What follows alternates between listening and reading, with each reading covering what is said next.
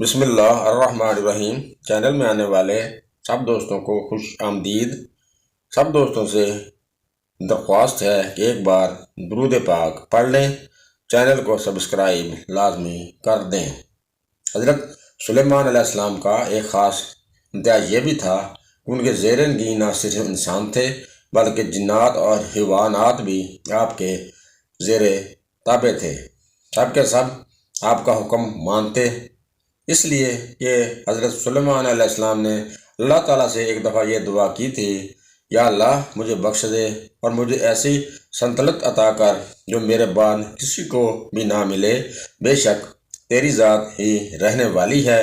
اللہ تعالیٰ نے حضرت سلیمان علیہ السلام کی یہ دعا قبول کر لی اور آپ کو ایک ایسی سلطنت عطا کر دی کہ کائنات میں اس سے پہلے کسی کو نہ ملی اور نہ آپ کے بعد کسی کو ملی۔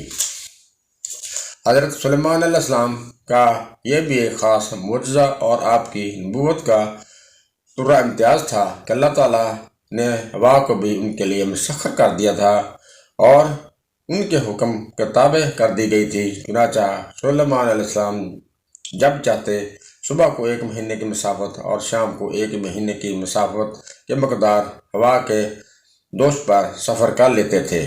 قرآن کریم نے آپ کے اس معجزے کے متعلق 3 باتیں بتائی ہیں۔ ایک یہ کہ ہوا کو حضرت سلیمان علیہ السلام کے حق میں مسخر کر دیا تھا۔ دوسرا یہ کہ ہوا ان کے حکم کی اس طرح تابع تھی کہ تیز تند ہونے کے باوجود ان کے حکم سے آہستہ آہستہ چلتی اور راحت والی ہو جاتی۔ تیسری بات یہ تھی کہ ہوا کی رفتاری کے باوجود اس کی تیز رفتاری کا یہ عالم تھا کہ سلیمان علیہ السلام صبح اور شام کا سفر مسلسل 1 ماہ کے برابر کر لیتے تھے۔ ہوا آپ کے تخت کو اٹھا کر چلتی تھی۔ حضرت سلیمان علیہ السلام کا تخت آسمان میں اڑ رہا تھا۔ آپ نے زمین کی طرف دیکھا، زمین پر آپ کو ایک نہایت بوسیدہ حال میں پھرتی عورت نظر آئی۔ اللہ کے نبی نے سوچا کہ اس عورت سے کون شادی کرے گا، تو اللہ تعالیٰ کو یہ بات پسند نہ آئی۔ سلیمان علیہ السلام کا تخت جیسے ہی دریا کے اوپر پہنچا، آپ کے ہاتھ کی انگوٹھی پانی میں گر گئی۔ جیسے ہی انگوٹھی پانی میں گری، سب مخلوقات آپ سے ناواقف ہونے لگی۔ آپ تخت زمین پر آہستہ آہستہ آ گیا، لیکن آپ جب بھی کسی مخلوق کو حکم دیتے تو کوئی نہ ان کی بات تسلیم کرتا۔ آخر آپ سلیمان علیہ السلام کے ذہن میں خیال آیا کہ جب میں تخت پر زا میں تھا تو اللہ کی ایک حقیر بندی کو حقیر سمجھا تھا۔ شاید اللہ کو یہ بات پسند نہ آئی ہو۔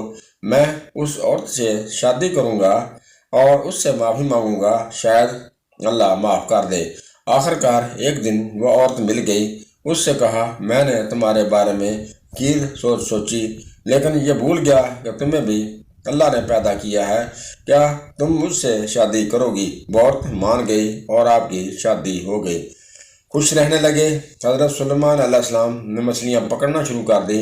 ان میں ایک مچھلی کو دیکھا کہ چمک رہی ہے۔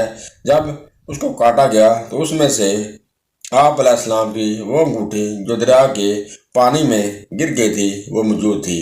آپ علیہ السلام نے وہ انگوٹھی جیسے ہی اپنے ہاتھ میں پہنی، اللہ نے ساری مخلوقات کو دوبارہ آپ کے ماتحت کر دیا۔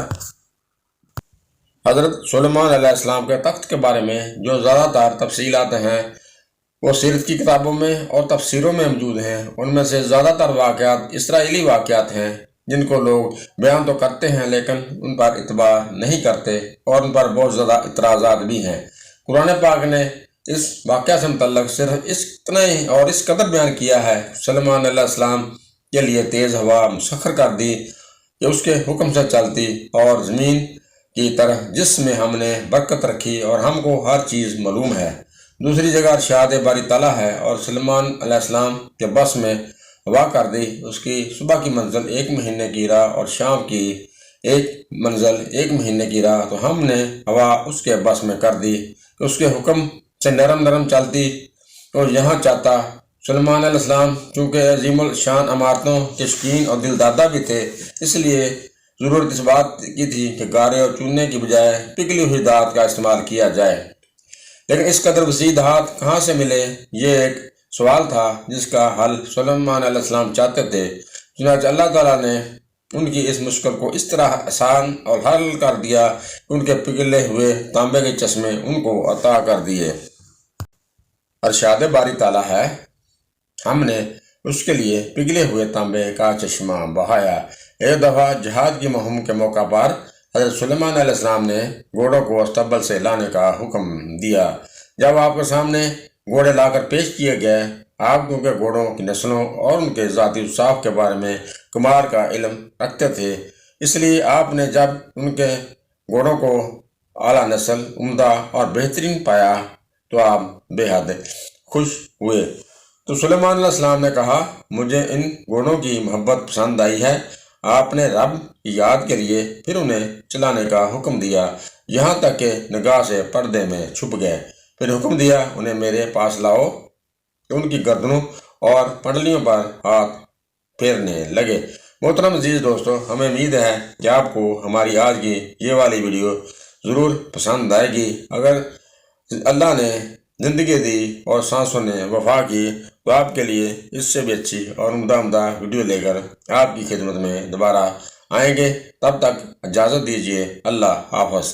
جاتے جاتے آپ سب دوستوں سے گزارش ہے کہ ہمارے چینل کو ایک بار سبسکرائب لازمی کر دیں۔